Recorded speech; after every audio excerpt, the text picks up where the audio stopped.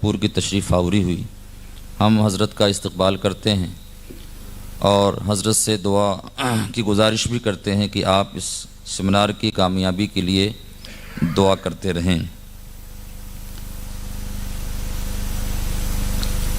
اب میں گزارش کر رہا ہوں قرآن کریم اور معجزات انبیاء، اس عنوان پر حضرت مولانا مفتی رئیس اختر مصباحی استاد جامعہ اشرفیہ سلطان پور سے، ان کے بارے میں جامعہ عربیہ سلطان پور کی وہ تشریف لائیں اور قرآن کریم اور معجزات انبیاء پر اپنا مقالہ پیش کریں۔ یہ درجن سے بھی زائد کتابوں کے مصنف ہیں، مترجم ہیں، مرتب ہیں، اور خوشی کی بات یہ ہے کہ ان کی کئی کتابیں ہند کے ساتھ بیرون ہند میں بھی شائع ہوتی ہیں، انہیں یہاں اور وہاں بھی پڑھا جاتا ہے۔ اور ایک اور خوشی کی بات ہے کہ ان کی کئی کتابوں پر میں نے مقدمہ لکھا ہے۔ میں گزارش کرتا ہوں کہ قرآن کریم اور معجزات انبیاء پر آپ اپنا مقالہ پیش کریں۔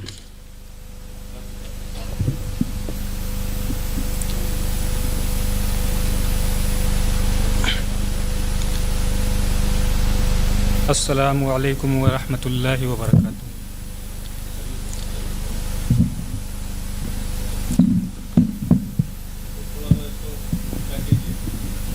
حامدا و مصلیا و مسلما۔ میرے مقالے کا عنوان ہے قرآن کریم اور معجزات انبیاء۔ یہ مقالہ کتابی شکل کے 64 صفحات پر پھیلا ہوا ہے، جس میں معجزے کا لغوی اور اصطلاحی مفہوم، مقصد اور حضرت آدم علیہ السلام سے لے کر نبی آخر الزماں صلی اللہ تعالی علیہ وسلم تک تشریف لانے والے انبیاء کرام کے معجزات کا ذکر کیا گیا ہے۔ یہاں اس کے کچھ خاص گوشوں کو پیش کرنے کی کوشش کرتا ہوں، سماعت فرمائیں۔ اللہ تعالیٰ کی یہ سنت رہی ہے کہ ہر زمانے میں اور ہر علاقے میں انسانوں کی ہدایت و رہنمائی کے لیے انبیاء و رسول مبعوث فرمائے، جو لوگوں کو فسق و فجور کے دلدل اور شرک و کفر کی تاریکیوں سے نکال کر شاہ راہ مستقیم پر گامزن کر دیتے، اور ان کی نبوت کی صداقت پر دلیل کے طور پر انہیں خصوصی قوتیں عطا فرمائیں، جن سے ایمان والوں کے دلوں کو قرار و ثبات ملتا اور ان کے ایمان و ایقان میں اضافہ ہوتا، ساتھ ہی ساتھ منکرین کے اوپر حجت قائم ہوتی اور سلیم الفطرت لوگ انہیں دیکھ اور سن کر دولت ایمان سے بہرور ہوتے۔ ان قوتوں کو ہم اپنی زبان میں معجزہ کہتے ہیں۔ پھر اس کے بعد معجزے کا لغوی اور اصطلاحی مفہوم بیان کیا گیا ہے۔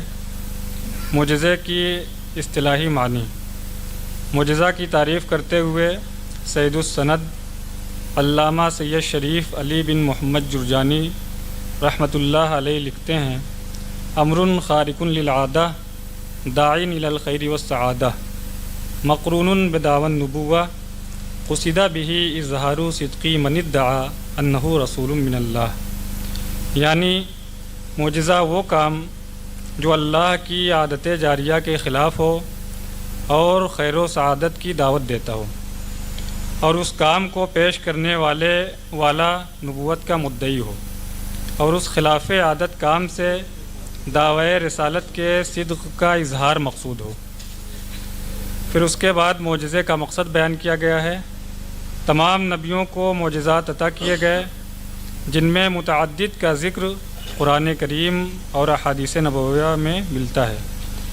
اللہ تعالیٰ اپنے نبی کو اس کے زمانے کے تقاضوں کے مطابق معجزے عطا فرماتا ہے، اور اس نبی کو جس باطل سے ٹکرانا ہوتا ہے، اس باطل کے پاس اپنی طاغوتی کبریائی کو برقرار رکھنے کے لیے جو مؤثر ترین ہتھیار ہوتا ہے، اس کا توڑ عطا فرماتا ہے۔ جب اس باطل قوت کا روب و دبدبہ اور ہیبت دلوں سے دور ہو جاتی ہے تو لوگوں کے لیے حق قبول کرنا آسان ہو جاتا ہے۔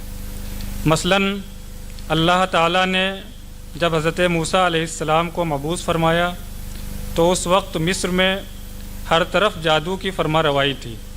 ادنا و اعلیٰ، حاکم و محکوم، فرعون اور اس کے پرستار سب جادو کی بالادستی کے سامنے سرفگندہ تھے۔ اللہ تعالیٰ نے اپنے پیغمبر کو وہ معجزات عطا فرمائے جن سے جادو کے فلک بوس محل ہمیشہ کے لیے زمیں بوس ہو گئے، اور انہیں یہ یقین ہو گیا کہ ہمارا جادو موسیٰ علیہ السلام کے معجزات کا مقابلہ نہیں کر سکتا۔ اس لیے سب سے پہلے فرعون کے جادوگروں نے موسیٰ علیہ السلام پر ایمان لانے کا اعلان کر دیا۔ اسی طرح جس زمانے میں حضرت عیسیٰ علیہ السلام کو مبعوث کیا گیا اس دور میں طب اور حکمت کا دبدبہ تھا۔ اللہ تعالیٰ نے حضرت عیسیٰ علیہ السلام کو ایسا معجزہ عطا فرمایا جس کی عظمت دیکھ کر اس زمانے کے تمام اطباء اور حکماء انگشت بدندہ رہ گئے۔ ان کے پاس آشوب چشم کے زود اثر نسخے تو تھے، لیکن مادرزاد اندھے کو بینائی کا نور بخش دینا ان کے بس سے باہر تھا۔ اسی طرح لا علاج امراض میں مہارت تامہ اور طویل تجربہ رکھنے کے باوجود کوڑ کی بیماری کا علاج ان کے خطۂ امکان میں نہ تھا۔ اللہ تعالیٰ نے حضرت عیسیٰ علیہ السلام کو یہ قوت عطا فرمائی کہ مادرزاد اندھے کو بینائی عطا فرماتے، کوڑ میں مبتلا شخص کو ایک لمحے میں ٹھیک کر دیتے، اور ان سب سے بڑھ کر قم باذن اللہ فرماتے تو مردہ آنکھیں کھول دیتا اور کفن جھاڑتے ہوئے اٹھ کھڑا ہوتا۔ آپ کے ان معجزات کو دیکھ کر عوام تو حیران و ششدر ہو ہی جاتے تھے، لیکن جب ماہر اطباء اور تجربہ کار حکماء ان کمالات کو دیکھتے تو ان کے قلوب و اذہان یہ تسلیم کرنے پر مجبور ہو جاتے کہ اس میں کسی انسانی علم، کسی انسانی تجربے، کسی انسانی قوت کا دخل نہیں، بلکہ یہ فیضان اللہ تعالیٰ کا عطا فرمودہ ہے، اور جب انہیں یہ یقین ہو جاتا تو ان کے لیے حق قبول کرنا آسان ہو جاتا۔ اس کے بعد مختلف انبیاء کرام کے معجزات پر تفصیلی روشنی ڈالی گئی ہے۔ اخیر میں نبی آخر الزماں صلی اللہ تعالیٰ علیہ وسلم کے معجزات کا ذکر کیا گیا ہے۔ چونکہ نبی آخر الزماں صلی اللہ تعالیٰ علیہ وسلم قیامت تک ساری کائنات کے لیے واجب الاتباع ہیں، تو انہیں رب تعالیٰ نے فصاحت و بلاغت، طب، سائنس وغیرہ سے متعلق بے شمار معجزات عطا فرمائے۔ مثلاً عربوں کی فصاحت و بلاغت کے مقابلے میں فصیح و بلیغ قرآن دیا، جس کے مثل ایک چھوٹی سی صورت بنانا بھی ممکن نہیں۔ جب سرور دو عالم صلی اللہ تعالیٰ علیہ وسلم کو جادوگر کہا گیا تو آپ نے چاند کے 2 ٹکڑے کر دیے، جو کسی جادوگر کے تصور سے بھی بالاتر ہے۔ طبی ترقی کے مقابلے میں نبی کریم صلی اللہ تعالیٰ علیہ وسلم نے مریضوں کو دست اقدس سے چھو کر اور لعاب دہن لگا کر شفا یاب کر دیا۔ خلائی سفر کا زمانہ آنا تھا تو نبی کریم صلی اللہ تعالیٰ علیہ وسلم کو معراج کا معجزہ دیا۔ سیٹلائٹ کا زمانہ آنا تھا تو ساری کائنات کو آپ کے سامنے کر دیا۔ خلاصہ یہ، اس نے یوسف دم عیسیٰ ید بیضا داری، آچ خوبہ ہمہ دارن تو تنہا داری۔ تنگی وقت کے سبب یہاں نبی اکرم صلی اللہ تعالیٰ علیہ وسلم کے معجزات میں سے ایک اہم معجزہ شق القمر پیش کر کے اپنی بات ختم کرتا ہوں۔ یہ معجزہ نبی کریم صلی اللہ تعالیٰ علیہ وسلم کی صداقت پر دلالت کرنے والے بنیادی معجزات میں سے ہے، جو ہجرت سے 5 سال قبل وقوع پذیر ہوا، جب اہل مکہ نے رسول اللہ صلی اللہ تعالیٰ علیہ وسلم سے اس بات کا مطالبہ کیا کہ آپ انہیں کوئی نشانی یعنی معجزہ دکھائیں، تو آپ نے انہیں چاند کے 2 ٹکڑے کر کے دکھائے، یہاں تک کہ لوگوں نے کوہ حرا کو ان دونوں ٹکڑوں کے درمیان دیکھا۔ اس معجزے کا تذکرہ قرآن کریم میں ان کلمات میں ملتا ہے: اقتربت الساعہ وانشق القمر وان یروا آیۃ یعرضوا ویقولوا سحر مستمر، یعنی قیامت قریب آ گئی اور چاند 2 پارا ہو گیا۔ یہ اگر کوئی معجزہ دیکھتے ہیں تو منہ پھیر لیتے ہیں، اور کہہ دیتے ہیں کہ یہ پہلے سے چلا آتا ہوا جادو ہے۔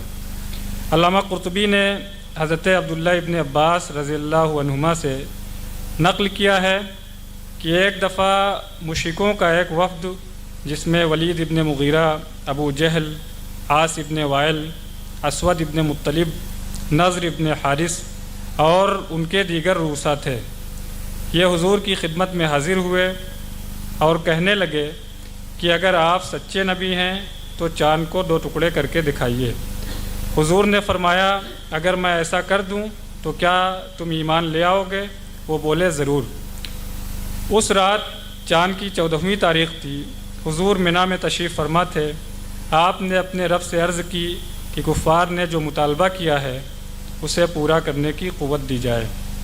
چنانچہ چاند 2 ٹکڑے ہو گیا۔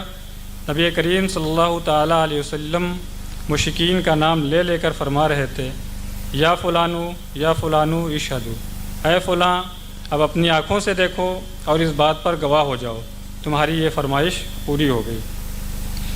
چاند کے 2 ٹکڑے ہونے کا یہ معجزہ بہت صاف تھا۔